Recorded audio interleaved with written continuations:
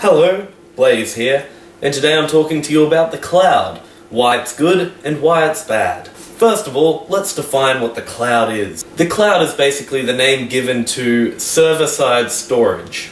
Except instead of calling it server-side storage, they call it the cloud, because that's catchier. What server-side storage means is that whenever you are editing something and saving something, you're not saving it on your own computer, on your own easily hackable thing. You're storing it somewhere out on the internet. And frankly, it's a pretty good metaphor.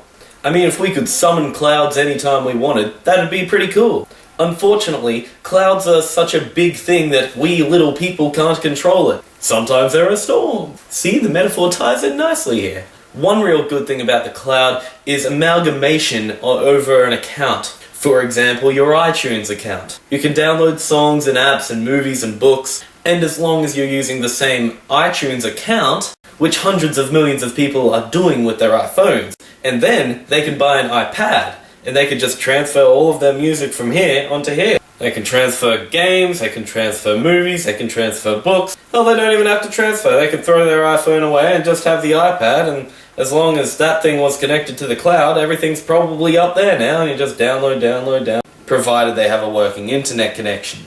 In a perfect world, the cloud is great, but now the bad side of the cloud. Remember what I said about the internet connection? Bam! The cloud is only as good as your internet connection. The cloud is also only as good as the server software running it. The whole idea of having cloud server software and hardware is incredible, but it requires an absurd budget to maintain. That's why only the big players are doing it. Valve, Apple, Google. And unfortunately, because it's so difficult to get off the ground, we're probably going to see it limited to those big players for quite some time.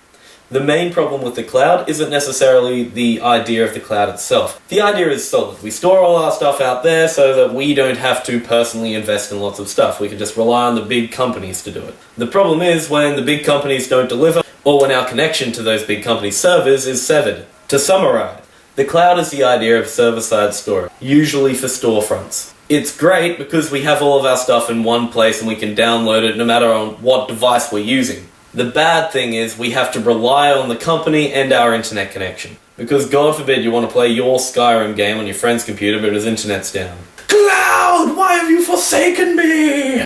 Tomorrow, epic experiences and how to create them.